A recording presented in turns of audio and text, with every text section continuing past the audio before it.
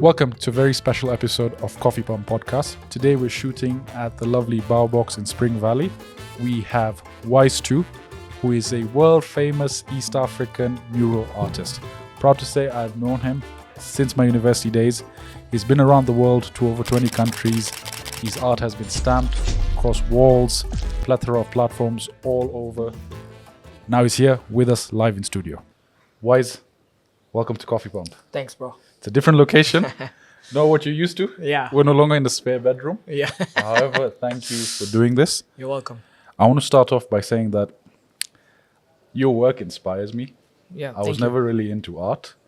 And when I first saw the work that you did, I was like, it was a moment of pride for me because I knew someone, we grew up in the same place. Yeah, exactly. And seeing you go globally, Yeah. that was a real turning point for me, saying if someone I know can do this to this level, maybe there's hope for me. Maybe I should start a podcast. Yeah, you're already there. I don't know what episode this is, but you're already there.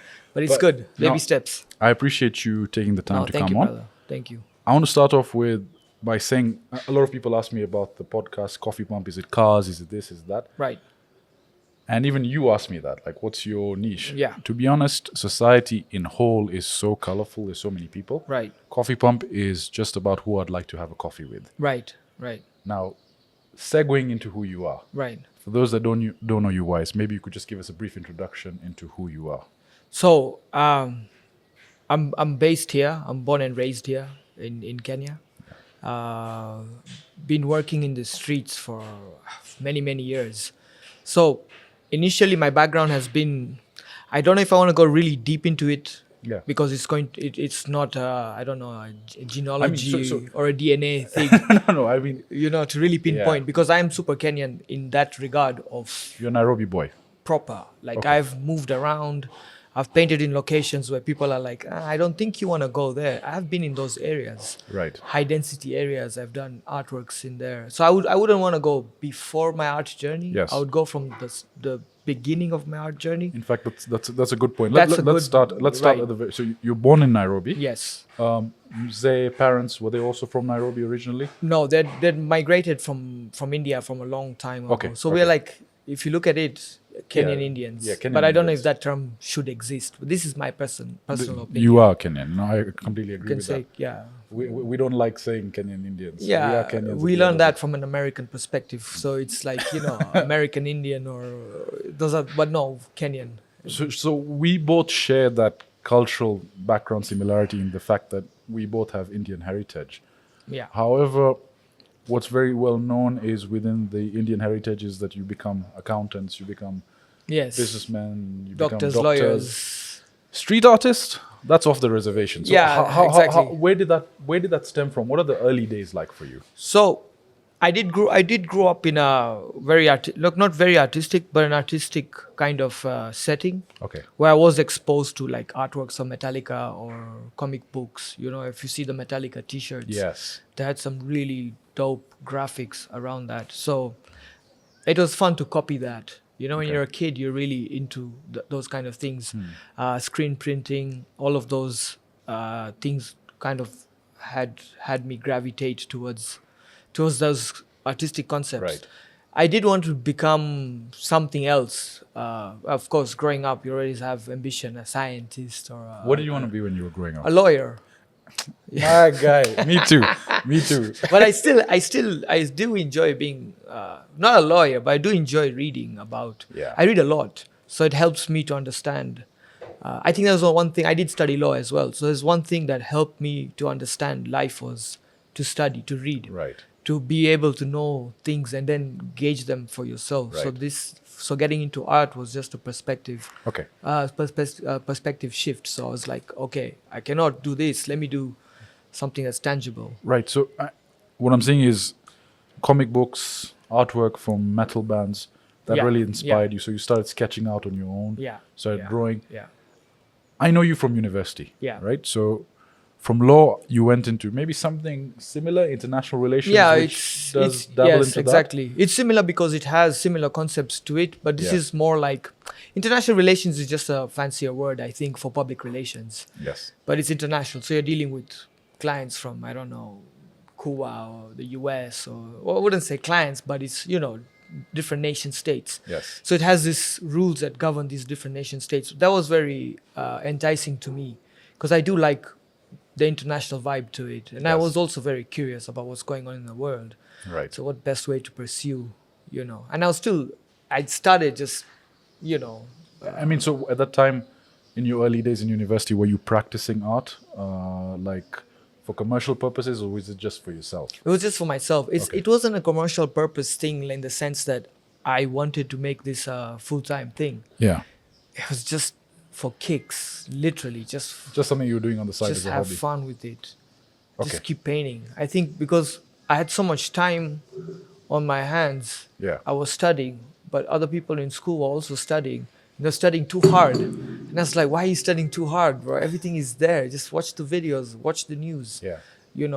And I had that time, so I was now practicing on So it. did you ever find traditional education was something that you enjoyed, or was it something that you felt you had to do because you had to do due to the cultural norms with education? I mean, I could have quit then. I just decided not to do it. Can I be honest with you? Beyond that, just degree and Yeah. no masters, no nothing. I always felt Yeah. that when I met you, you were, and Vish, you can bleep this out, you were a big fuck you to the system. Right? Just your ethos, the way you were talking, the way your approach to life was. Yeah. I felt like you were a rebel. Yeah, I still am. I was a Nah, rebel. hun- Still, I still do things which are very rebellious. Exactly. I don't like following the norm. I don't like these cultural connotations that are you should do this, you should be this. Why? Why should I be this kind of person to make other people happy? Whose life is tied to mine? Of course, people have benefits in your life, but at the same time, it's yours. When Right. everybody's gone, I'm not gonna be blaming anyone. They'll say you had the to reins live of your your life. Why did you get that? Why did you get rid of it? And I guess So- that's the world is changing in the sense that if I look at my dad's generation, they had very limited choice, man. I mean, Yeah. my dad wanted to be a pilot. Right. However, he was told, no, that's the family business. Get You into that one. Get into that one. Right. Within our generation, what would be considered? We'd be considered Gen Zs, or I think millennials, no? I don't millennials is know. 2000, right? What is Yeah, 19? bro, I'm a millennial, bro. I'm born in the 80s and in the 80s. Yeah, okay. So maybe you 1990s, yeah. I mean, so ultimately, our generation, we sort of, it's close though. yeah, it's close. We also had that pressure Very. from family. Right. However, slightly more rebellious, a certain percentage. Then I look at my brother's. Oh, those are different. generation. That's a different breed. Oh yeah. Don't even get me started on that. That's a different breed. That's completely off the reservation. Completely. Even you'll be looking at your brother like, what are you doing? Even I wouldn't do that, I mean, ultimately, I think the thing is he's. So from what he wants to do, for example, he wants to pursue gaming full time, which Right. was not a subject we would ever have at the dinner table. Right. But he made 500,000 bob from a competition Right. through gaming. Yeah. Stuff that got us detention. Yes, of course. He's making money from it. Yeah, it's a So thing now. It's huge. things have and changed. it's- So we will touch on that, the monetary aspect of it. But Yeah. I could sort of see how you transition now from that because you always had that rebel cause. We used to catch up at USIU, and then you disappeared all of a sudden. Yeah. The next I heard from you was when I saw your mural being painted at what was formerly Tune Hotel Yes. on Rafter Road, Yeah. Yeah. Now- That was 2017. 2017. Yeah.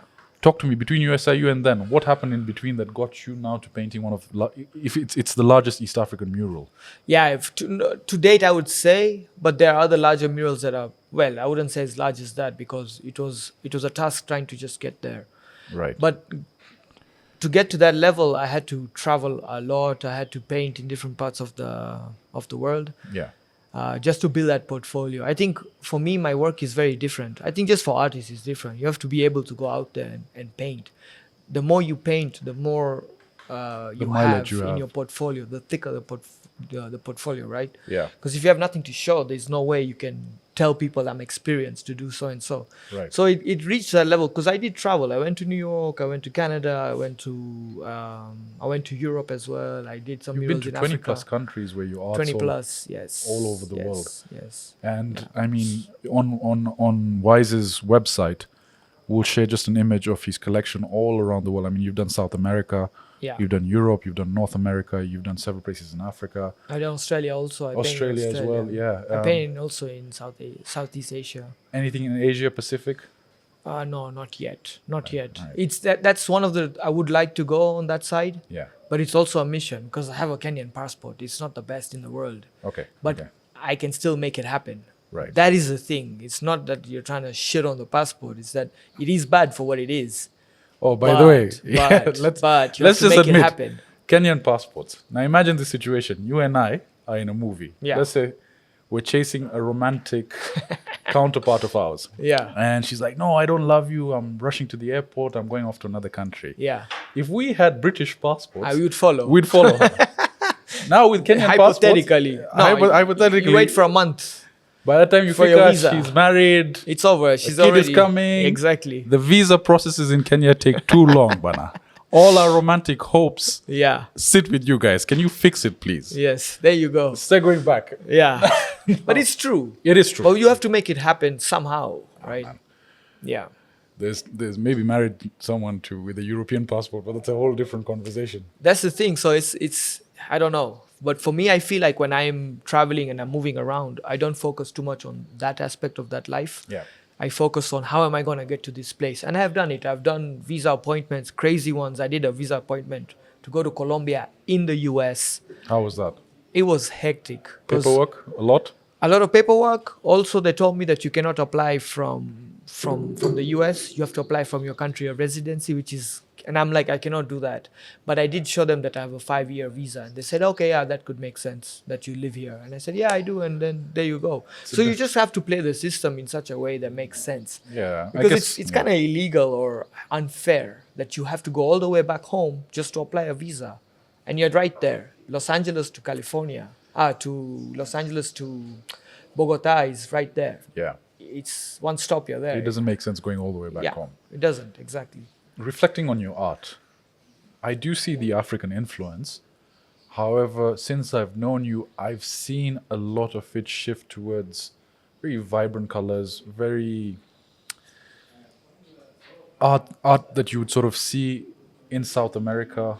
Like if you're looking at the pyramids in Mexico. Yeah. I mean, has that influenced the way you're doing things? Like, have you heard of ayahuasca? Yes, I have. I mean, so it seems like it's a psychedelic trip or in blend of colors. Yeah. Would you say every trip that you went to influenced your decision on how to sort of taper your art? What influences that style? It's a good question, because usually when I'm painting, I'm sober. I'm always sober. Yeah. It's not like I have to be medicated, if Yes. you want a lack of a better word. But I feel like those places have influence, I think, in ties to like culturally. Yeah. If you look at Africa, also Asia, because there's so much color in the works. If you see, if you go to Mexico, Colombia, to Peru, to Bolivia, they have so much art that's colorful, indigenous art that's From colorful. the way they dress. The way they dress, yeah. The city, I mean, The food, even the buildings just you the posted art. recently, Exactly. yeah. It's just beautiful. Those are the things that inspire you. Like if you look at different shades of purple, how are you gonna use this in a piece? Or different shades of blue. Yes. And then you also realize that there are certain colors that only these areas are exposed to. And even like the pigments they use and things like that, it's just art. It's just a fusion. I guess the of more you color. travel, the more it adds to your color palette, the more it adds Yeah. to your experience. Yeah. And you're exposing yourself. You can't be an artist Yeah. in one pocket of the world. No, because- and then it's also experimenting. It's an experimental process in the sense that you want to paint all these beautiful colors, but at the same time, I also have an internal battle where I need to now reduce the color palette, because an increase of color palette is dope, but at the same time, it's confusing. Really? It is very confusing. So if you go to a place to buy paint, for example, let's say spray cans, it is going to take you more than probably an hour just to select, because you get confused what colors you want to buy, what you want to use, because you have different shades of green and you're like, wow, this green is amazing. It's not even part of your sketch, but you're still spending time thinking, should I buy this color? So a reduction of a color palette is better. You have earth tones maybe, or you have just shades of yellows, shades of purple, Right. and you use that and you stick to that and you go, you buy and you leave. Would you say purple is a purple, pink, the magenta shades? Would you say that's your preference? Because I see a lot of I that do in your work. I do like them, but I don't lean on them heavily. Yeah. I like to lean more on the turquoise, more on the Yes. on the rose sienna, which is like the browns. Yeah. Those kind of colors. I like earth tones. Now I'm trying to experiment with oil and work with earth tones. I mean, just behind us is one of your works. Yeah. We're currently shooting this at Bao Box in Spring Valley. Yeah. And that, I mean, so I can see the turquoise, I can see Yeah. the bright reds, the earth tones, the yellow, the gold. And it's an image that captures you and very strongly stands out. That, would you consider that a huge color palette or? Yeah, it is an extensive color palette because it has so many colors. You have to shift through colors like Right. this one here, wash the brush, this one here. I'm just trying to reduce it. Even monochrome is amazing at this point. A little bit of color here and there. Yeah. So you can have one color, pinks, monochrome, all from light to dark. Just hues and saturations. You just, because I'm not an expert. I didn't learn art. I didn't go to school for art. In fact, Like just so your your viewers or audiences. I want to circle back to that now. You see, Right. where we left off, you were in USIU, you were doing IR. Yeah. Art was, and you can correct me where I'm wrong, was something you just did because it was a passion to you. Yeah, a it was hobby to something you. for the core, for the soul, right? Something that Right. Yeah. It was not a formal education. no. If I can ask you this question, Yeah. Desi Parents, you know where I'm going with this, yeah? It's the worst. when when you told them, I want to shift from IR to art full time, what was their reaction? I never told them anything. I Really? just did my shift. I don't have to. Remember, you said it earlier. I'm a rebel. Yeah. I decide that this is what I want to do, and that's it. I ran with it. I was employed. I hated it. I worked for someone from the same community, talking about how we are a family. I just realized those are my experiences in life where people lie. 9 to 5 job is not 9 for to you. 5, and it was more like only a Monday you get a break. It was a weird kind of a thing. And I did it. So I have that experience in the sense that I do not want to end up in the same cycle. You've That tried rat it, race yeah. is horrible, bro. So what I did is I'd rather spend all that energy and time and money on my own thing. And the most important thing at 20, 25, 30 is that financial freedom. You will get it, but after you get it, there's that freedom to decide what you want to do. Whether you want to travel today, to go to, I don't know, Jamaica, or you can decide it. That's what I can do today. Would you say you've reached financial freedom? I haven't reached that super financial like that. You know, where you are comfortable and you like don't work for a whole Wise, year. let's go to Japan, fly Nah, first class, I have to. private plane. No. If I reach that level, I'll tell you, bro. We'll go We're together. going together, yeah? We're going to Japan. This is where you want to go, no? But I have reached that level where I can decide for myself what I want to do. Who Okay. do I want to entertain? Who can I say, hey, you know what? I don't want to deal with this right now. And I've think- reached that yeah. level. So I'm proud of that. Now, last conversation, you said you're at a point where you can turn down work. I can, yes. And Easily. that's a good position to be in. Yeah. Because sometimes when you're starting off, you sort Yeah. of say yes to Yeah. everything, just to try and create those Yeah. opportunities. Yeah. Dad and mom's reaction now when they found out that you're doing it full time, was it positive, negative? Was it confusion? It's still a balance because right now it's okay. Right now I'm assuming it's okay. been many because, years. It's been okay. But at the start, what was At it? the start, yes, it's like how you're gonna make money. It's always boils down to the money aspect. Yeah, I think it's if you know my children are doing well financially, Yeah. then I can relax. But then there's after that is taken care of, all these other issues that come after. So Yeah. now you're financially well. What's next for you in your life? It's like it's already planned. And I'm rebellious. Let me guess, that's marriage. Bro. I know, bro, and I'm rebellious. Do they ask you constantly when Of are you getting married? course, of course. It's gonna be a fight or It's going to be a topic. but that's how it is. Yeah. You know. No, But I understand. what I like is I put my foot down and I say no. It's my life. I'm gonna decide. It's not about revenge. You know, people think like it's those things that we're out to Yeah. get somebody. No, it's not. It's literally me trying to make a decision. It doesn't fit well for me. And My it's a art- balance, right? Yeah, and my art comes number one, no matter I what. completely understand that. Yeah. I mean, so from their perspective, from our parents, bless them, I think we've been ingrained in our Indian culture to create community, to Yes. take care of our own. Yeah. So it's not that they want to see us succeed. They want to see us succeed in avenues that are familiar to them, because the chances of success, according to them, are much higher, right? Right. Art or podcasts or YouTube Yeah. is fairly off the reservation. And Right. so it questions what they've known Yeah. as their norm. But it falls on you as well to prove that 100%. generation wrong. And we actually, I have a bet with my dad that 5 years from today, I will have bought him a Rolex and flown him first class with YouTube money. So we're marking that here. So Dad, if you're watching this, just remember that. Because Nice. we had a big argument over the dinner table. Well, not argument, just Yeah, he's like, but- listen, beta, I understand what you're trying to do, Right. but I don't see it. I told him, Dad, 5 years, gold Rolex, inshallah, even before then. Whatever you want, whatever Rolex he wants a Sprite GMT, it will be on his wrist. Yeah. And that's something that you have to firmly believe in what you do. Yeah. And when I saw that in you, I didn't understand it at the time. Yeah. And to be honest, when I saw you succeed, I will admit this to you because we're friends now. Yeah. I was jealous. I was jealous because I was like, why does Bupi get to do something that he loves Yeah. and does it to such success? Yeah. Right? I wanted to do acting. I wanted to do film. Right. I Why remember, didn't- yes. Yeah, I mean, I remember we spoke about that. We spoke about that. Yeah. So you actually inspired me Thank you, as a bro. way to go Thank and you. start off and doing my own thing. Yeah, I'm glad.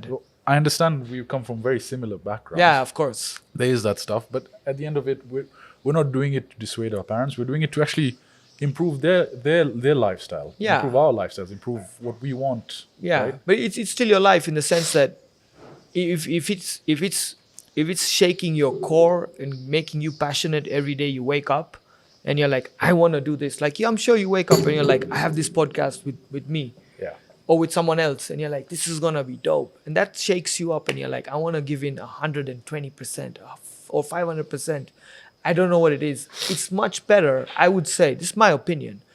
You can quote me if you want later on in life, but I would say that it's better to wake up knowing that you want to do this than you wake up and you know your schedule is set out for you by some guy out there in the office who's a billionaire or a millionaire or whatever he may be, just making you work. yeah, You see? So you look at it and you understand the amount of money you're making for so and so. yeah. My opinion, this, No, I respect just to it. put it out there. Yeah, no. Because I can be very, I wouldn't say, well, I used to be very rebellious. I still am. But in this, I don't like this setting. It works for other people. Great. But Yeah. for me, I have so much else that I want to give the world, just the same as you. And that works. And yeah, I appreciate the fact that you realize the world is so big.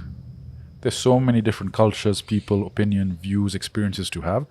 You can't, we're 32, 33, 34.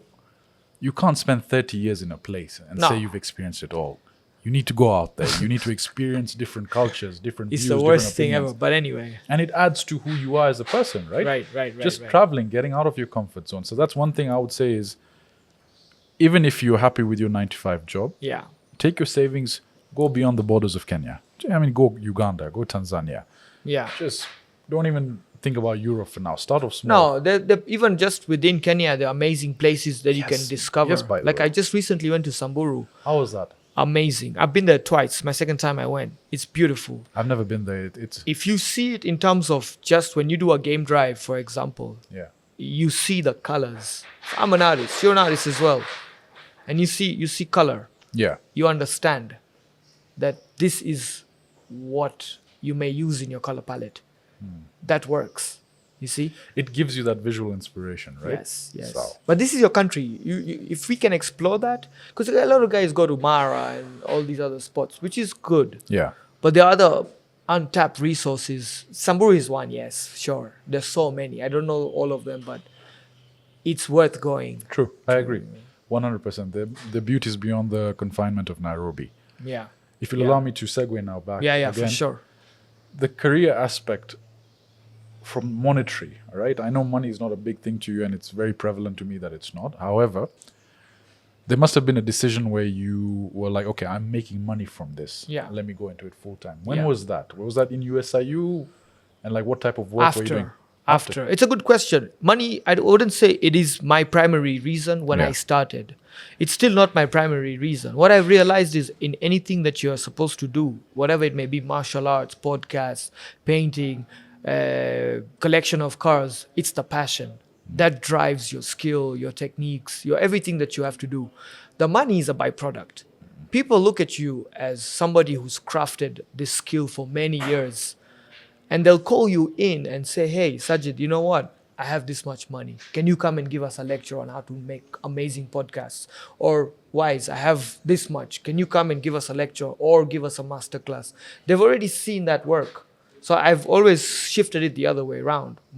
Less commercial in the beginning. Yeah. Of course, I do commercial work, but that was the Now it's sort of gotten to a point where, I mean, people know your type of art. yeah. And I think we'll touch base on that. I have a few questions on inspiring younger artists. However, talk to me about now your experience, your first international travel that you did from Kenya, purely for art. I traveled to New York in 2013 for a festival. It's called Wall Therapy. Okay, what is that exactly? It's a festival that happens in Rochester, New York, upstate New York. Yes. The organizer is a really good friend of mine, amazing dude. So did you get invited, or you took the initiative? I just sent them an email, and then they said, hey, you know, it's cool if you can get something sponsored to get you there. At that time, we were working for Basco, Spray for Change. Okay. So we had a campaign for Basco, and I did talk to the marketing manager for Basco, and I told him, look, I have an invitation. It's like a semi-invitation. Yeah. If I can get to New York, they will take care of me from New York City to upstate New York to Rochester. Flights back and forth, a place to stay, food, paint, everything. And that's what happened. They got me a ticket. Oh, Basco Paints? Yeah. Because we had something running with them already. We did when they built the new airport, when they were still building it, they had this mabati. I remember that, yes. So we did a whole intervention. That was you, at the yes, airport. yes, me and a couple of other artists. Yeah, that's amazing. But I took the initiative to say, you know what, this is great. Let me piggyback on this. It's a great concept. It was all genuine, transparent. Like, hey, this is what I have. Yeah. Can you guys help me out to get there? Right. It could be a spray for change in New York. And I did all the... And props to I Basco even Paints did for the taking that interviews and initiative, stuff. man. Yeah. I mean, to sending you there. That was then. I hope if they see there's someone there, I sponsor. know someone if he's watching this. because We'll it's a talk, brilliant concept. If they understand, well, I'm pitching it, but anyway, let them talk to us. I'll connect you with someone at Basco. Yeah, that would be dope. So that experience now in Yeah. New York, how was it for you as an artist coming out of Kenya? Actually, it was the best experience of my life. You know why? One, that I traveled to paint. Okay, I've traveled to paint before, but I traveled to paint for my first festival. And then that festival, that year, luckily, that invited over 30 artists. And half of those artists were international artists, people that I would look up to when I was painting. Really? And they all became my friends. Really? And we are friends today. Like, I can reach out to them. They'll say, hey, you're in LA, come through. You're in Belgium, come through. You're in South Africa, come through. Like, it just happened. So we became friends. We used to have dinners together, artist dinners. So everybody would get together. I was painting side by side with one of the pioneers, I would say, Lady Pink. She is, I mean, they painted trains in the 80s, bro, in the 70s. That early? Yeah, I have a poster signed by her, Lady Pink, in a subway car, which is full graffiti, all decked out. Tags, throw-ups, burners. In the New York subway, and she was giving me stories about the New York, how they used to paint when they were kids, like 16, 15. So Lady Pink, she's an artist based She's an out in New artist. York. She's super prolific. She's older right now, but she's one of that generation of where you look at art, when you look at the graffiti books, you look at her and you're like, oh man, that's dope. And you look So at you got to have dinner with her? Yeah, she was there. We were always together because we were painting the same wall. So every time we go for 5 days, just there, exchanging vibes, talking. I mean, for me, it was surreal, bro. What was the reaction to your work?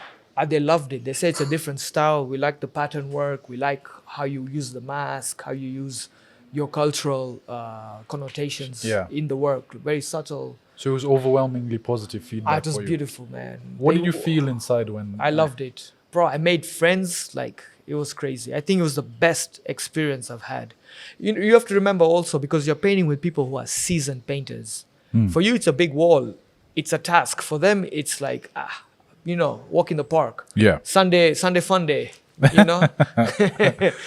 I mean, so from New York then, now I noticed that your international arc started expanding. The countries, I think you went to over 20 countries. You went to Tunisia. I've been to Tunisia. I've been to Rwanda, Tunisia, Uganda. I've been to South Africa. I've been to Cuba. Cuba twice last year. You told me it's a really nice Like, place. it's an amazing place. It's a hard place. It's tough. They have a lot of problems as well, but I think they also have a lot of beauty. Is it which is true that I love it. Is it true that the people there are overwhelmingly friendly, like very family-oriented, focused? Yes, they are. They are, and they're very. There's a lot of energy. So if you wake up in the morning to try and go get your coffee or whatever, like just 6 in the morning, 7 in the morning, it's up and about, bro. Everybody, all those old school cars, you see them, the Buicks, the Mori. When you were posting those stories on Instagram, I thought I was taking a walk back in time. It's like a movie set. Exactly. It just felt very serene. You feel that Maya-Lenski mafia vibe. You feel the Russian after they came through. Yeah. You feel, old school you feel Cadillacs. revolution. There was a pink Cadillac you posted. I Yeah, think, yeah, so, yeah. There's a pink, the red. There's so many. It's beautiful. Sasa visa process ya Kenya? It's easy, actually. It's easy. You don't need it. You do need a visa, but you get a tourist card. I get mine from Mexico. So when I'm in Mexico, I go to the embassy. They know me. They're like, you're back. I'm like, yeah, I'm back. Visa, how many days? 30 days. Pop, tourist card. You just need a tourist card. Okay, so it's simple, right? It's 1 hour process. And what were you doing in Cuba? Painting. Okay. Just seeing friends, painting, enjoying the beach. Was it like commercial work that someone had offered you, or just you were finding? Just fully funded from my own pocket. Really? Because I told you, bro, when you get to that level of financial freedom, you can decide where you want to visit. So when I was in Mexico, I'm like, you know what? I've been to Mexico City like 10, 12 times. Let me go to Cuba. It's right here. So I went and did the process just on a whim. Before that, I went to Argentina just because I wanted to go. And I went and I painted. I painted in a neighborhood. Let me tell you this story. I painted in a neighborhood. It's called Fuerte Apache. It's in Buenos Aires. It's a neighborhood that's hardcore. Like, you just can't go in if you don't know people. So I did something. A friend of mine had connected me with the guys, and he was there also, back and forth, helping me out. That place, if you know Carlos Tevez used to play for Man City, Manchester United, Juventus, and that's where he played. He played there. And everybody knows him there. All of them. He plays there sometimes. He comes there. His family is still there. So it's a powerful thing, because where I painted is the pitch that he played in.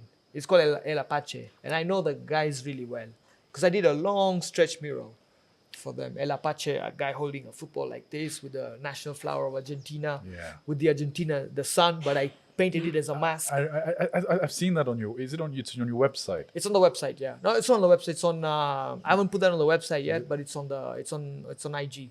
Right. Talk to me about now all these trips you've had. Yeah. Obviously, New York was a very, very big moment for you in terms of exposing you to what completely, bro. International artists are. Completely. South America. South America, you know, the good thing with South America is it's less stringent in terms of painting. You can get to paint in different areas without having too much problems. Authority, letters. New York, I painted a couple of murals in the city. You have to ask the owner. You have to get something signed. The police will come and ask you. And they don't take it like There's very a lot lightly. of red tape, right? It's a lot of red tape, and they don't take it lightly. They will come and they'll ask you. Sometimes they wouldn't bother. They're like, yeah, they looks professional, go on. So you wouldn't ever do like anonymous street art on a random place? Not really. You go by the books. I go by the books because it's my career. Yes. I do enjoy it if it's illegal in some sense, but I'm like, I don't want to waste my time. Right. Because I have so much work that's pending and things like that. I do enjoy it once in a while to be with friends and talk about this, and sometimes we get lucky to be like, hey, you know, we're gonna go paint something. Okay, cool, no problem, you know. But very rarely it's happened because, you know, I spend some time resting. I spend some time sketching, gathering my processes, you know, things like that. So, but it's a balance. You have to be very careful. It is. Yeah. From all the places you've visited, if I were to tell you, Bupi, one place to live for the rest of your life, which country would it be? Hands down, Mexico. Really? Straight up, Mexico. Did you find love in Mexico? Look what I'm wearing, bro. I found love in all the places in Mexico. The food, the people, everything. It's solid. Do you have someone you're seeing right now? We can, secrets. We can see. Okay. Secrets. No, but I am happy in whatever I have. So Mexico, what do you like about it? The food? Mexico food, people. Yeah. A lot of things like that. Yeah, and I am seeing somebody, of course, you know. But famous world artist, single guy. No, I'm not single. Danger, danger, danger, No, danger, danger. I'm not. But the good thing is that I like Mexico because the food, the culture, the people, the art. I've heard it's not a safe You know. place. Is that the case? No, I don't think so. I think it's like any other place in the world. You could be walking in Brooklyn at 2 in the morning. You and, could get, yeah. And you can get nabbed quick. Or you could be walking here at 3 in the morning and you're fine. You get home quick, nice and easy. No one bothers you. Just keep your guys wits just about you. escort. They'll be like, hey, unaenda wapi? Okay, cool. Okay. Wacha nikusindikishe. Sawa. Yeah. You see, like, it depends. Even I was in Rwanda, I painted there and we used to walk at night. What did you do in Kigali? I painted for some.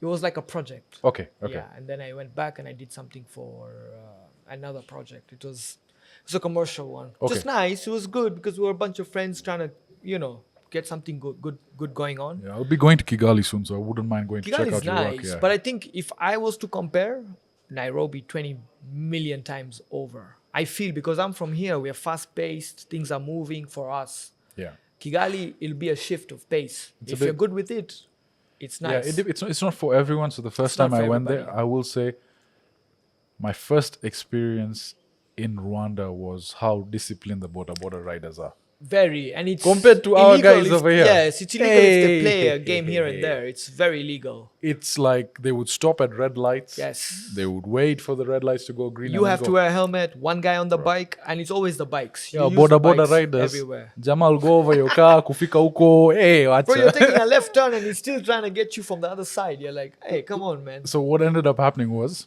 in traffic last week, driving, this Boda Boda guy, he lost control of his bike. He gongas me. His passengers with him. He looked at me. He's like, "Pole." He rides off. Yeah, yeah. This is you deal with it. You deal in with it. Rwanda, it's difficult Oh, to have Rwanda, that yeah. kind of situation because they're very organized. They have, and it's illegal for you to do things that are not by the book. Correct.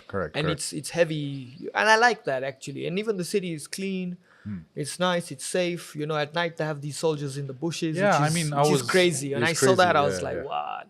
But there's that sense of security. You feel like, okay, cool, no problem. I mean, given what they went through Yeah.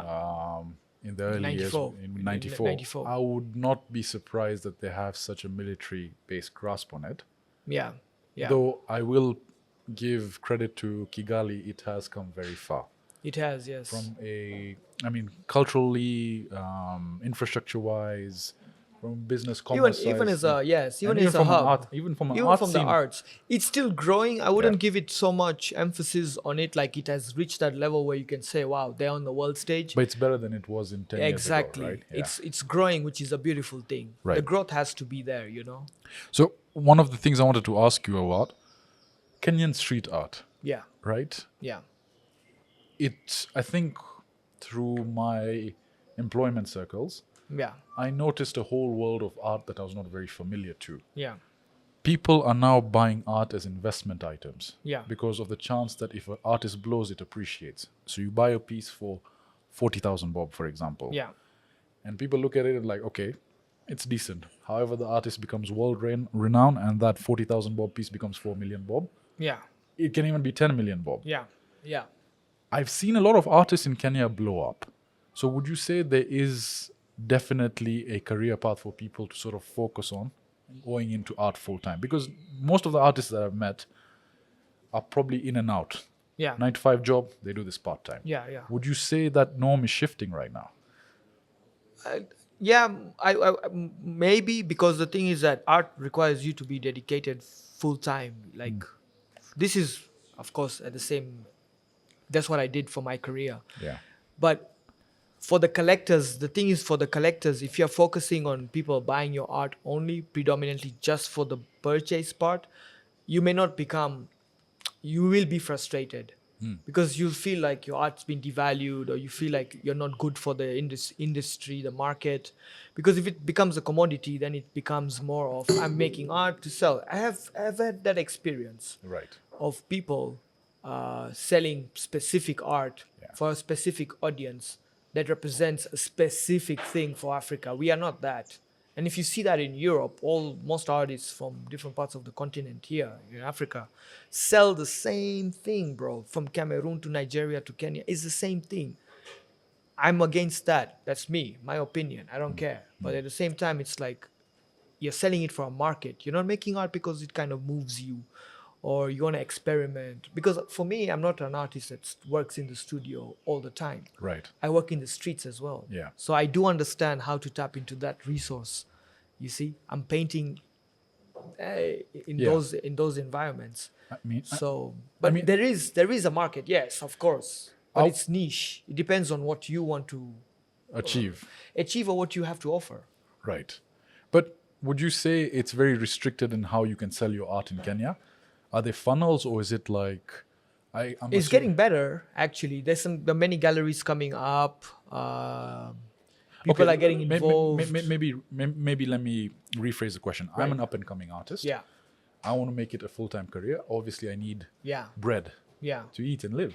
Yeah. How do I go about commercializing my art? What advice would you give to young up and coming artists based in Kenya? You need, like they say in Spanish, for the balls, cojones. Cojones. You need that first. You need cojones, so you can be like, get out of whatever cycle you're trapped in. Yeah. And then just say, whatever happens, I'm gonna dedicate full time on just this grind. And you get better and better and better and better. There's no formula. People ask me, instant coffee formula, bro. It doesn't work. I like that. I'm going to steal that. You can quote me, bro. No instant coffee edits. No instant coffee. Even if you look at the best of the best coffee, it has gone through a process. Yeah. Till it gets to your cup and your mouth like this, you sip it and you feel it. My biggest pet peeve is people that drink Nescafe coffee in this day and age. Like, what the you guys doing? You're going to have to bleep that out. But seriously, people that drink Nescafe, like Jesus Christ, in this day and age. Yeah, come on. This is a thing. Like, if you're on a budget, sure, why not? If you're living in like university, college, instant noodles and instant coffee. To be honest, we did that in uni. We did that in uni. Yeah, I used to do Coca-Cola with Nescafe like long time ago. That shit will hit you hard. So back to the artist question, right? I have my art. Are there agencies here I can go and sell to get representation? No. Because what I'm assuming is if you want to sell at these exhibits, you need a manager, you need a PR. Maybe, no, not really. Not really. You can manage it yourself. So this is the thing. If you're going to any kind of a business, what I would suggest is also be a creative. A lot of artists are purists. Yeah. They like to be creatives, but they also forget about the administrative part of art. Right. That part, being a businessman. You have to be a businessman. You have to know your value. You cannot be telling somebody, okay, sure, go for this painting. You spend a whole day painting it. Here you go, it's a gift. Yeah. It depends. You can give gifts out to people that make sense. Yeah. But you have to treat it like any other business. Your sales, admin, marketing, social media. It's a full-on product. If you have a film guy who's going to come around, if you have a photographer who's going to come around, invest in gear. Bro, I have invested in gear for myself. I'm not a photographer. Maybe to touch on that. Maybe to touch on that. Yeah. How important is social media? Because I notice very important. You are very heavily focused on Instagram and Reels, creating this mood and vibe. Yeah. Would you recommend that for all artists? It's great. If you document your process, that's a good you'll have to document it. It doesn't have to be everything, but drop a reel here and there. Nowadays, you can't even make an excuse and say that it's so difficult. It's not. Yes. Smartphone, Wi-Fi, YouTube, all the talent is there. It's easy doing this stuff. There are a lot AI. of apps. You have AI, bro. Oh, by the way, maybe I don't want to give any secrets out, but AI has helped a lot with designs and this and that. Bro, even to do a proposal. Yes. I give you a secret. Tell me. ChatGPT. Bro. You write 2 lines and tell ChatGPT, please elaborate. I'm telling you right now, ChatGPT has even taken over my texting life. Let's say 60 to 70 lines, bro. Mama sent me like a 1-paragraph message.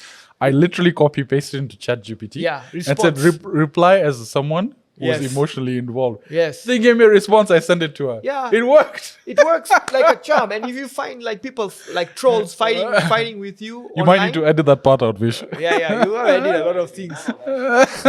Put it all. But check this. Look at this. Yo, whoever the girls are, it's me texting. Yeah. It's me texting. Don't ask. Yeah, it's not me. I just gave him the idea. But You just gave me the idea. But it works. Even what I use it for mostly is trying to get proposals done. It's a powerful tool. It's not illegal. Yeah. It's a powerful tool for you to cut out your time. You cannot spend 3 days on a proposal and it's just rejected in 5 minutes. It's going to crush you. Okay. Do a chat GPT, put it down together, paraphrase it, do it again, paraphrase it, do it again. What is great for is when you're arguing with people online about certain issues. If it's political, if it's Yeah. so and so, and you feel like it's just time consuming, use chat GPT, bro. Okay. Have it just reply to them, and that's it. You shut it down. Maybe this is a good question to tie into that as an artist. What do you think of our logo, our coffee pump logo? I like it. It's dope. I don't know who did it, but it's solid. I think it has I'll give you a has secret. strength. I'll give you a secret. Tell Chat me. GPT. Really? That was Chat GPT. Really? So what you see over here is this was the first iteration. Yeah. I had gone to a graphic designer. Right. Vish, it was how much? He was charging us 80,000 bob, the first guy. 60,000 bob. Our word. Okay. To get the logo, and he couldn't get it right. Yeah. So we were really frustrated. We're like, okay, we'll put the logo on the back burner. Forget about it right now. And then one day I heard about art being created on ChatGPT.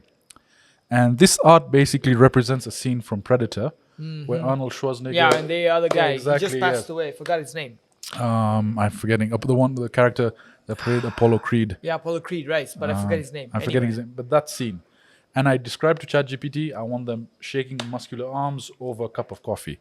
This was the first It's a iteration. solid one. And then we went to the graphic folks and then designed that. Yeah. This was done in 20 seconds.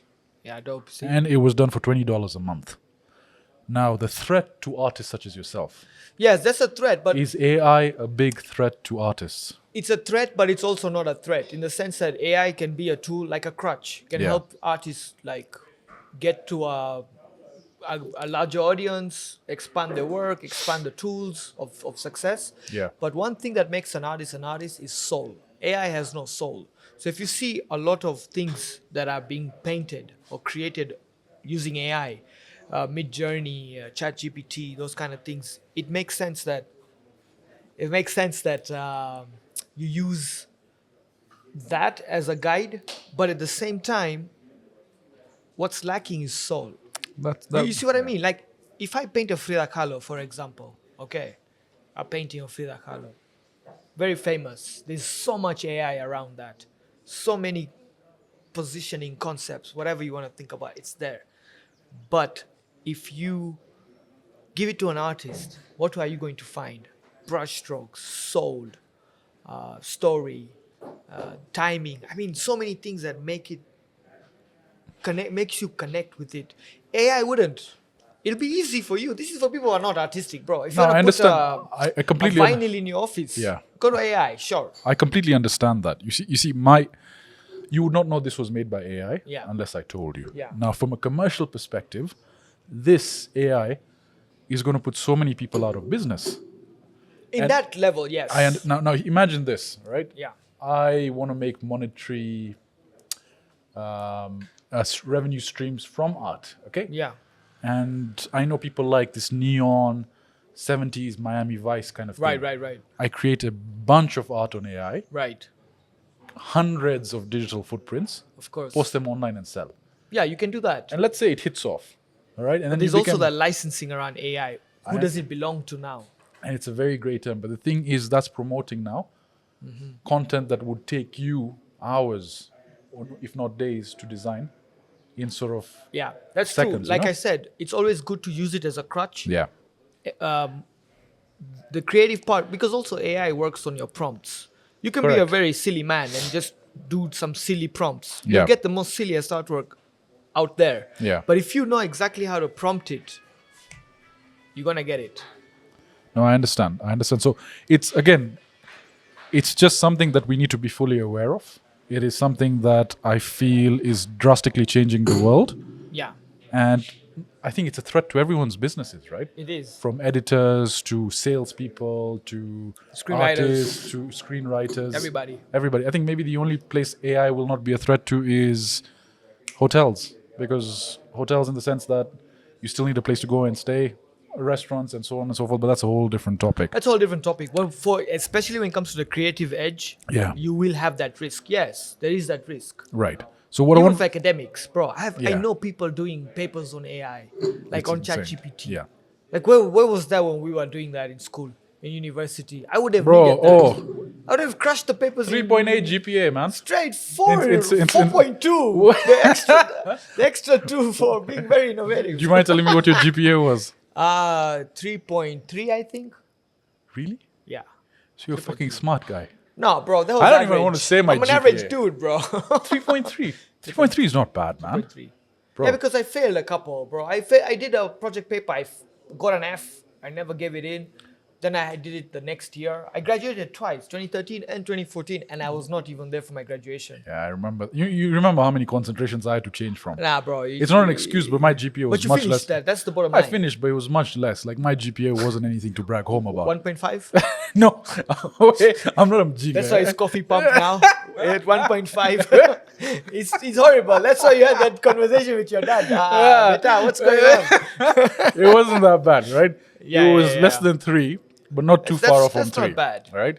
So it's mjinga, but mjinga who can make Eh, it. hiyo ya kawaida. Ya Hiyo kawaida, unaweza, yeah. yeah. Hiyo You know, unatoboa. Mjinga kama if things go a bit this way and that way, Unaweza pata tunaweza saidiana. kamshara hivi, yeah. So, Sawa. Kamshara hiyo. not 100% mjinga, but mjinga nonetheless. Hiyo 50-50. Hakuna nusu eh. Hakuna nusu. Hakuna shida. Sasa segueing back to now Kenyan artists. Yeah. What are challenges that you see with the local art scene? Because you're back here now, obviously, you're very integrated in the society of Yeah. artists as a whole. What are challenges you see that are facing them that you would wish were not there? Or there's stuff that you would advise them to do differently?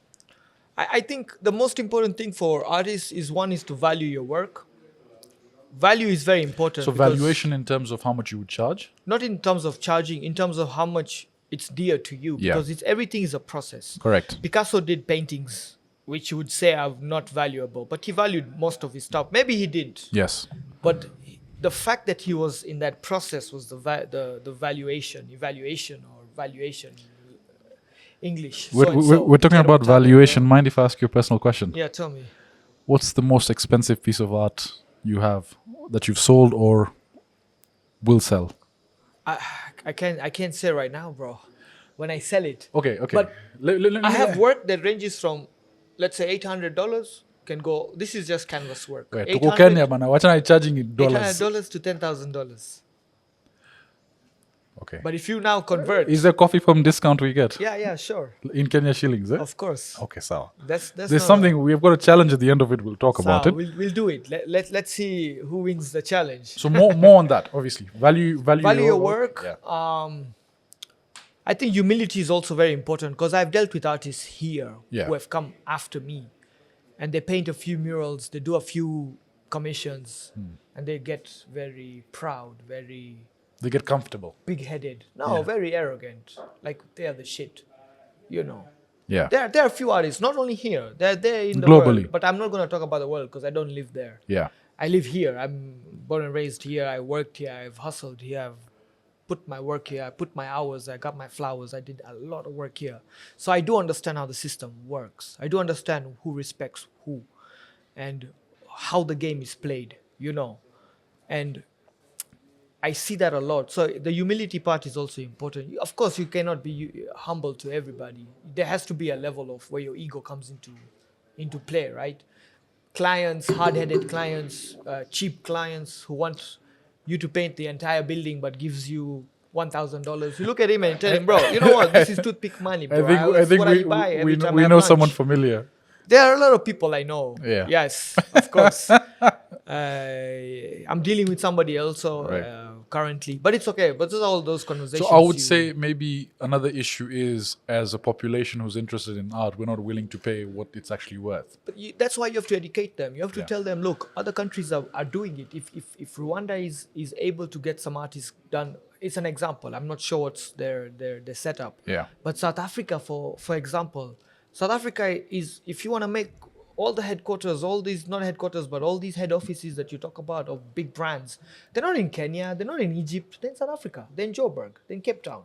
So if you want to have a project, let's say with, I don't know, some brand, they will say, okay, let us call the people in South Africa to deal with it. Why South Africa? Why not Kenya? Yeah, why can't decisions be made? Why can't decisions, even here when I did work at the UN, they had to make decisions. Oh, you've done work at the UN? I did work at the UN twice Maji. as a consultant. Kwenda huko. I painted their life for... That's why you're going me $800 for those small pieces. Bro, you know, those are secrets of the trade. as we go way back. Yeah, Family yeah. discount, eh? Family discount, yeah, sure. Okay, I appreciate that insight. You need obviously- value you and need value humility. into that. Yeah.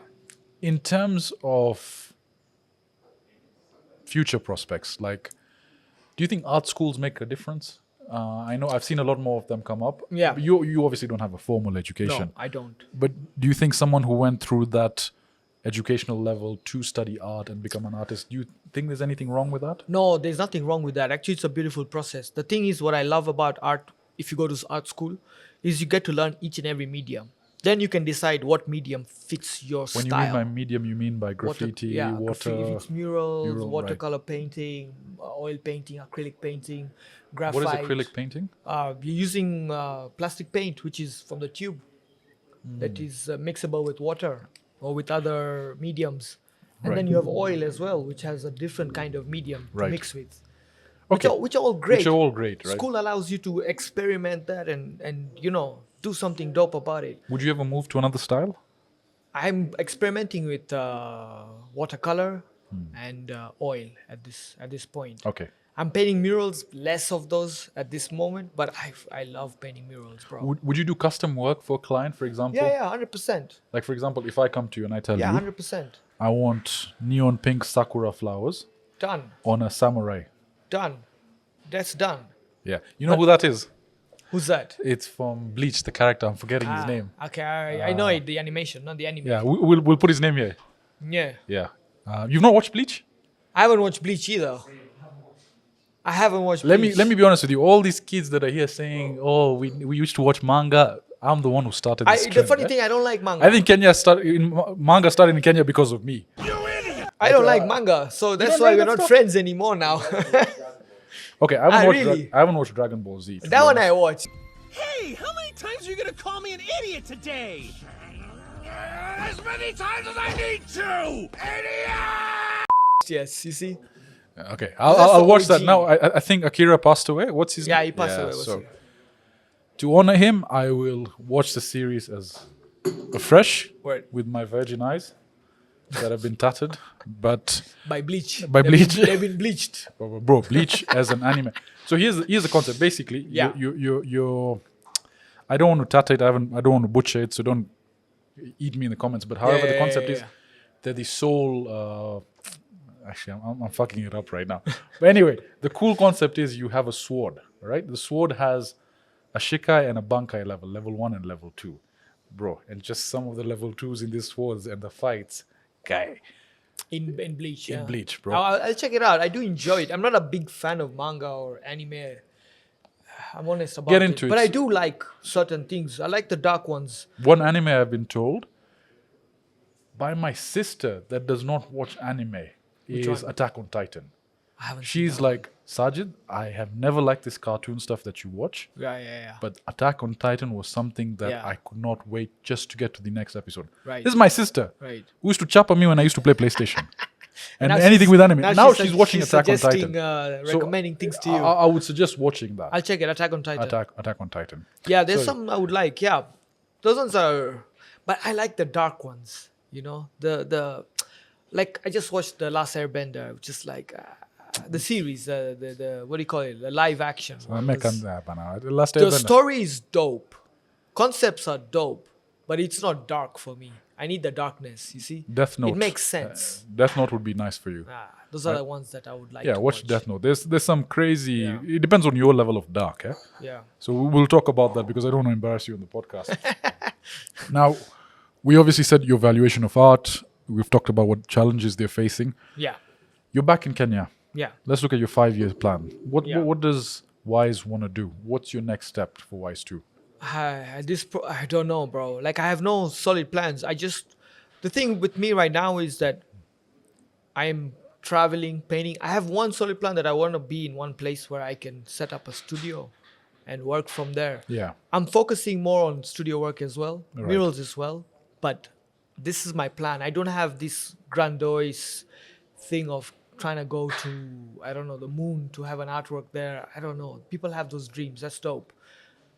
If it comes to being, sure. But my plan for 5 years, at this particular moment, I do want to travel a bit, like do some festivals here and there, but Yeah. also travel, like maybe go to art school, classical painting. Classical painting. Interesting. For the masters like Rembrandt or... That's actually pretty interesting. yeah, that's... So next 5 years are to evolve your style, yeah. travel as much as you can, and Yeah. establish a home base. Yeah, I want to establish a base where I could have like a nice studio space, that I can control. I don't want to talk about, accumulating cars or houses, or a piece of land is dope, but what's the point? Where would you set up your home base? Maybe here, I don't know, or in Mexico, or maybe in Europe, I don't know. I think you have a lot more to offer Nairobi, just as your personality and your art and your education, especially with the exposure you've had. Yeah. As a Kenyan entity, as a Kenyan being, right? It would only be fair for you to spread the knowledge here. Yeah, exactly. And I know you have the ability to travel everywhere and stay there, but keep your base as Kenya. I was thinking of doing the same, but I don't know. I haven't yet thought about that 5-year plan. But what I know for sure is I'll keep painting. Yeah. I'll keep working. I'll keep saying no to certain projects that don't make sense to me. But it's also trying to educate this particular market in what needs to be done. Like what art is, how are we supposed to be appreciated? Right. And then this thing of other artists coming in later on and being arrogant and all that is there, but you have to school. You have to school these people. We've been here before, so it works. I mean, we've spent, I think, the better part of an hour talking about your art personality. Outside of the gym, I know you're very vocal online about several different topics. One thing I noticed you and I have in common now is Muay Thai. Yeah. How did Muay Thai come to be? You're training quite actively in it? Yeah, I've been training actively. It's been like 2 years now I've been training. Well, when I travel, I can't get to train as much because I'm between places. But everywhere I go, like I was in Mexico and Oaxaca. I trained Oaxaca twice at a Muay Thai gym. Mexico City I trained. Argentina I trained. in Cuba I didn't train. I was looking for a place for boxing but didn't get time. I trained in London. I trained. I like that because it's also a community. It's like how artists have the community. Muay Thai has the community. So you're trying to exchange. You're trying to better ourselves. Our mutual coach, Omer, yeah, is trying to get us to fight. To fight. We should. To be fair, he's got like 200, 300 plus hours on me. I'm just like 10 hours in. Let me figure 100 hours. Then we'll set up WiseTwo versus Coffee Pump. Let's do it. Something of the sort. Yeah? I think the camaraderie is more based on not the fight in the sense that it has to be a violent aspect to it. Yes. Or it's just for kicks, for fun. I will say this. Like a sparring, semi-contact sparring session. Yeah. I mean, so with Umer, one of the things he's done is he's sort of taught me how to, there's no other way to put it, receive a punch. Right. And how to take it. How to still look at your opponent. Exactly. And still receive the punch. And it's been such an humbling aspect. Exactly. Umer looks like a librarian. With his glasses on. With his glasses on. Super chill. I've probably got 30 kilos on him and he's able to whoop my ass. So it's been very humbling in that fact, seeing that someone you think you could physically take and kicking you, putting you in awkward positions. So we did a bit of wrestling, as I was mentioning to you. You did some grappling and... Yeah, so he just hugged onto me. And this is a guy that's 70 kilos, I'm 100 kilos. Bro, the grip that man had, I could not breathe. So I'm thinking now, imagine fighting someone like Khabib, who's got he's on full mount, he's in that vice, and he's on top of that, he's hitting you. Yeah. I mean, I have a newfound respect for wrestlers. That's something else. That's something you're passionate about. I love it. Right now, I'm focusing also a lot more on the boxing aspect because I do love Muay Thai, no doubt. But the boxing aspect is also very interesting. Do you see the AJ Ngannou fight? I didn't see it. I didn't watch the fight. Yeah. But I did get a chance to watch a lot of the highlights. Who did you have before? AJ, man, straight up. And you know why? Yeah. The MMA dude. Ngannou, yes. He's from Cameroon. He's solid. He's tough. But he has MMA style of fighting.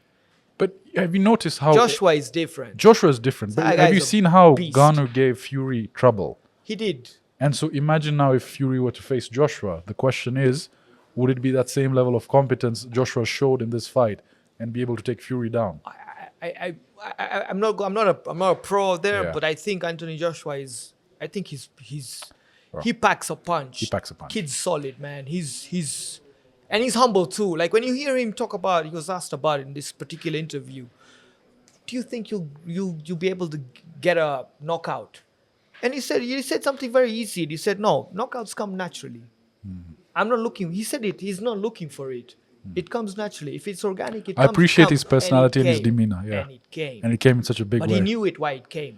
Because that guy's defensive style was, he was Yeah. parrying with the other hand, the wrong hand. So did Umer send you the video? Yeah, no, he didn't send me that, but he told me. So I also, Yeah. I was like, yeah. So he parried with the right hand. And it was all open. And he got caught. So Umer sent me that. He's He like, what do you jabbed think he him. did wrong? Yeah. He jabbed him to Yeah. test. Yeah. Because he also jabbed. You saw it hit his, Yeah, it hit his nose a little bit. Yeah. Then he came in with a cross. And just got him. And that, he fell. He waited. I think he waited. And then there was the last one where he was just waiting. Then you saw how he fell, bro. And that was serious. what you notice is how he's the current from the brain to the Oh legs. no, he was gave done. up. He was He done. was done. He That was done punch you completely. cannot. He knocked him out. Even if you are here, you cannot. can't, that man. punch came in hard, bro. So the other element that I see you posting quite a lot about is Palestine. Yeah. You're quite vocal about it. Yeah.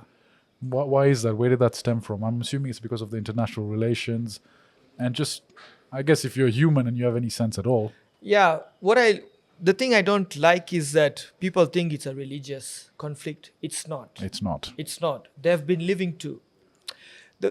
This is the thing. I do not want to get into history to try to explain to an audience or your viewers, in the sense that it's there. The information is readily available. There's so many books written by so many historians, Jewish historians, Palestinian, British, whichever. They're all there. Why I'm passionate about it is you cannot have something going on in this world at this particular moment and everybody's just chilling, just relaxing. All the people we talk to, they said, hey, colonization was horrible, but they were never there. It was your parents or your grandparents who were there, who saw what colonization did to races, to culture, to food, to way of life. When they did the scramble of Africa in the 19th century, Yeah. 18, I think it was 18 something, Berlin Conference, 18, I can't remember the date, but they just did a scramble for Africa because it was colonial powers. 4 to 5 colonial powers decided this is how we're going to demarcate Africa. So this is what we need. This is going to be our territory. It's a colonial project. What's happening in Palestine, in occupied Palestine, it's a colonial project. You're not trying to, what they do really well is conflate the idea of Zionism and Judaism. They put them together, meaning that you cannot separate the two. But if you look at it, most of the Zionists, or all of the Zionists, they do not believe in God, but they believe that they are God's chosen people, that the land belongs to them, which is very ironical. Right. Palestinians have been there. You ask a Palestinian man, girl, woman, boy, whatever, how many generations can you count, okay, of your people being in Palestine? 9, 10, 11 generations. You ask these ones, okay, the ones who are occupying it and calling it Israel, it's like 3 generations, 2 generations. Before that, Romania, Bulgaria, Russia, Poland, Switzerland, France. So you're literally coming over. So this is my issue, in the sense that I do know a lot about it. I did not discover Palestine yesterday or October 7th, like they say. I know. I have known about it for a long time. I remember in USA, I've been to you also Canada, very and we vocal were about it. Part of a lot of Palestinian people in Canada, in the US. I have a very good friend I met her in the US. She's Palestinian. Yeah. Palestinian British. Her sister is a famous musician who lives in I think in England right now. But that's the connection, because they told me about these things and I ask and I'm like, this is beautiful. And I met Norman Finkelstein in New York in 2000 and I can't remember, 16 maybe or 15. Yeah. 14 I think. But So all those conversations opens up your mind. it does. And I appreciate that you're highlighting what's actually going on. Yeah. And we were recently in South Africa. Shout out Billy's Barber. And we were just having a conversation about this. And I mentioned, I'm very frustrated and I'm angry that it's happening to them. He's like, brother, why are you angry? Yeah. Why are you angry? Yeah. You should be happy for the Palestinians. And I'm like, what do you mean I should be happy? He's like, they're dying martyrs. Yeah. They're going to paradise. They're guaranteed Jannatul Firdaus, the highest level of heaven. Yeah. Yeah. So envy them. envy Yeah. them that they're getting to see their maker. Yeah. And it really shifted my focus. And you look at the suffering, but they're still living life. They're still fasting. Yeah. Ramadan is coming up. They'll still go about that way. It's crazy there. It's a famine, so there's no aid coming in and out, which is very easily controllable. The hypocrisy is insane. All these institutions that people have created to make sure that it never happens again, but it only happens to people who are brown, indigenous, brown and black. White people, you see, if it's perfect. I think God, whichever God you believe in, has a plan. Look at it. Ukraine, the invasion of Ukraine, the aggression of Russian aggression against Ukraine, 2 years before what happened in Gaza. And it was still there, the bombing was still happening. Because once in a while they bomb them, yeah? It's called mowing the lawn. They bomb them once in a while just to make sure they're in check. Yeah. So look at this. This is how the timeline is, very short. They do the aggression in Ukraine. The whole world goes crazy. Oh my God, this is insane. Russia, this. Because a lot of desensitization against the Russians in the sense that from Hollywood, from music, from people, from culture, from the US, oh, these are evil people, Cold War, blah, blah, you hear. So you always assume that the Russians are evil. Sure. How many times have they invaded anybody in the past 10 years? Very few. The Americans every time. That's diverting.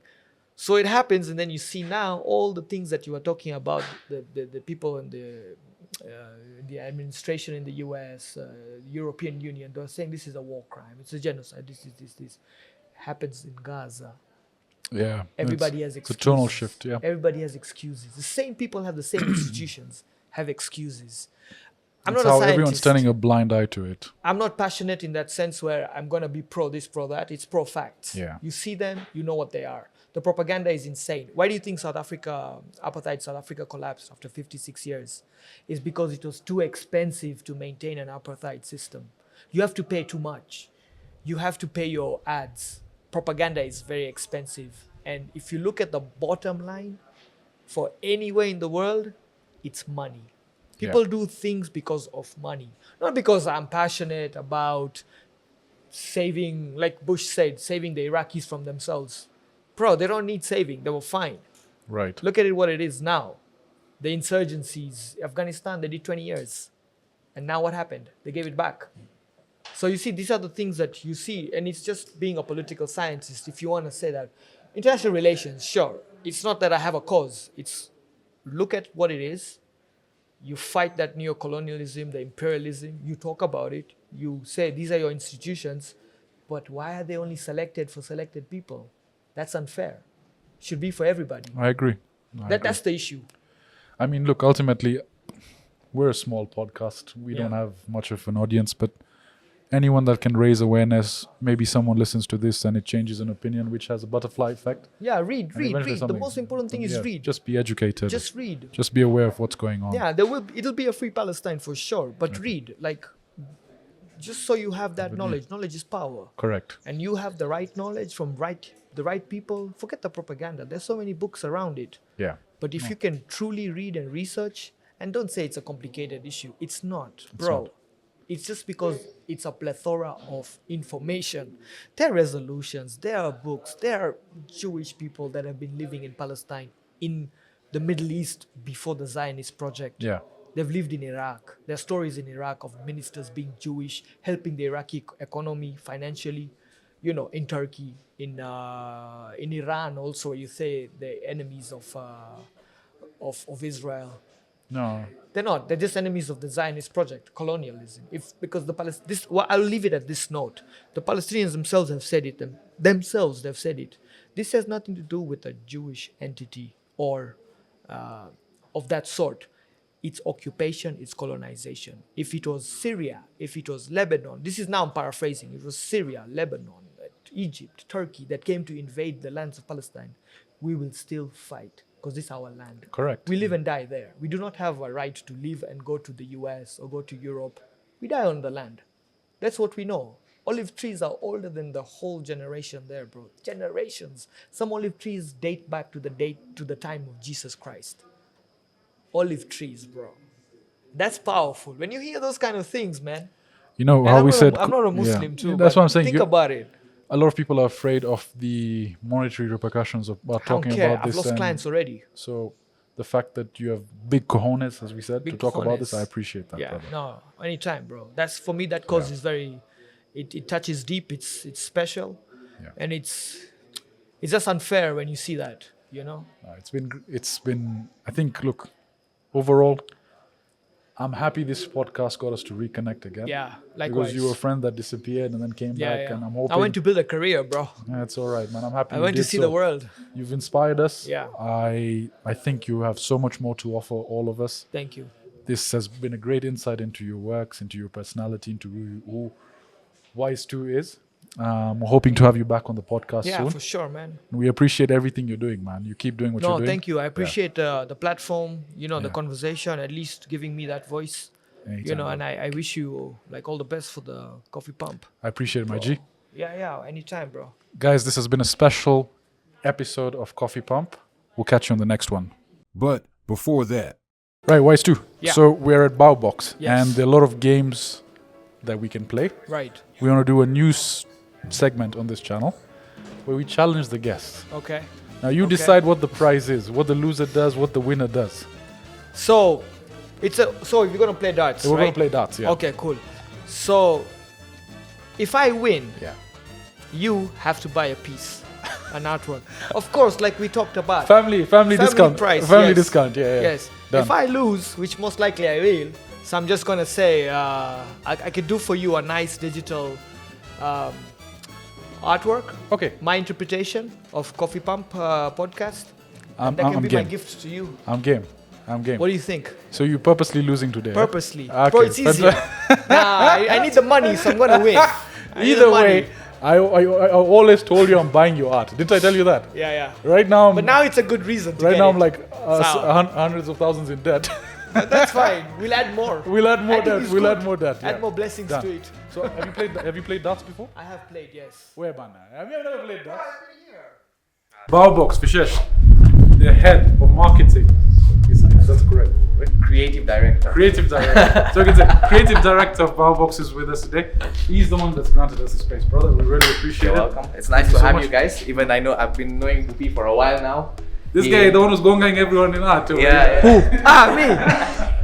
I tried my best, man. He did that beautiful piece, and he thinks that we paid for it, but he actually did us a favor, you know. Basically, Yeah, he has a tab over here. I Yeah. don't know how much he's I stacked have a up. tag. I had to fake friendship with the guy for like years, build it up, then you know. I Then have shares. I have shares. You'll be surprised. That's fine. So now we're going to do the challenge, right? Yeah, let's do the challenge. All right. We- Who do you think will win? I mean, I've not seen you play darts, but having seen Bupi, I think it's you. It's that bad, Nah, just bro. joking. You need to put Bhupendra for him, man. The full thing. That's fine. No, you have to get the name correct. Someone. By the told way, me. you know there was another WiseTwo I saw Where? in South America. Even I have no hair, bro. It's fucking crazy. You should put filters on that thing. Yeah. There we go.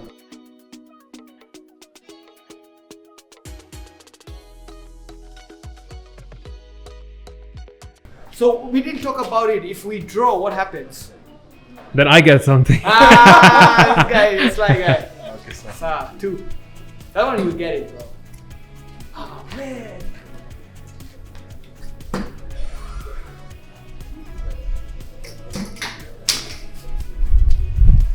You can still use it, bro. I can still use it. Yeah. Yeah, I did. Oh my god, so I landed it. Yeah. Ah shit. I Oh, missed. Yeah. Okay. Miss. Wait, I should retry. It's not hit the board, right? You're done. Look there. Ah shit.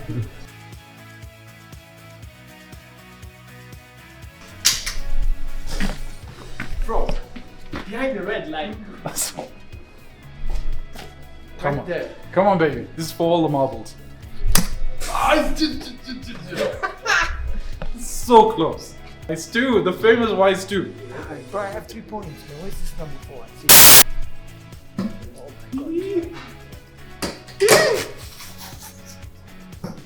Alright, you go one more. Bado, let's see one more. I think Hata. This is for the Dragon Ball Z and the Coffee Pump part. holy shit. You're winning this one. There you go.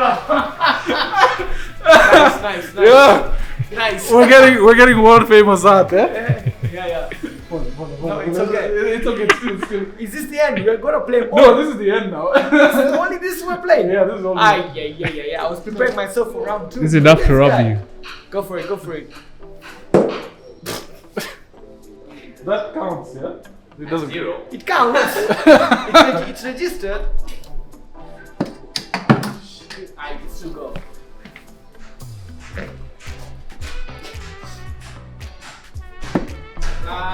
Too close. Oh, those. Fuck. 8. We're getting there.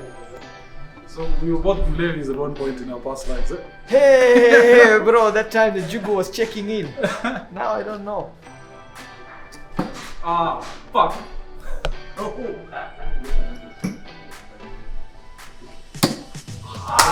No! Last round. Last round, there you go. Even I brought it for you, bro. Bless you. 1 point. It's a good one, huh? It's good, it's fun. It's close. Then short. Can I try that again? No, it's done. It's not. They know. Try. Come on. Ah, son of a. 2 points. Come on. Yeah, just You must not get 2 points. I must get it because I need his money, bro. Wow, we're at 7. It's done. 7 points. Over. We won. No, I have to embarrass him a bit more. Best of two. There is done. Best of two. When you do this, it's over, bro. It's over. So now We're payment plan, yeah? it says even instant replay. It says, take that, bro. It says winner. I have evidence. Wait, payment plan, yeah? Payment plan. What payment Six plan? 6 months installment. There is nothing on record. 6 months Bro, installment. just give me credit card. I'll swipe it. Ah, man. We don't want to do best of two. For what? I'm a sore loser. Best of 2. But it's a good game, bro. Nice one. No, solid. Alright, guys, this is me. $10,000 out of pocket. Now we'll talk. But it's been a special episode of Coffee Pound shot at Bao Box. We'll see you guys in the next one.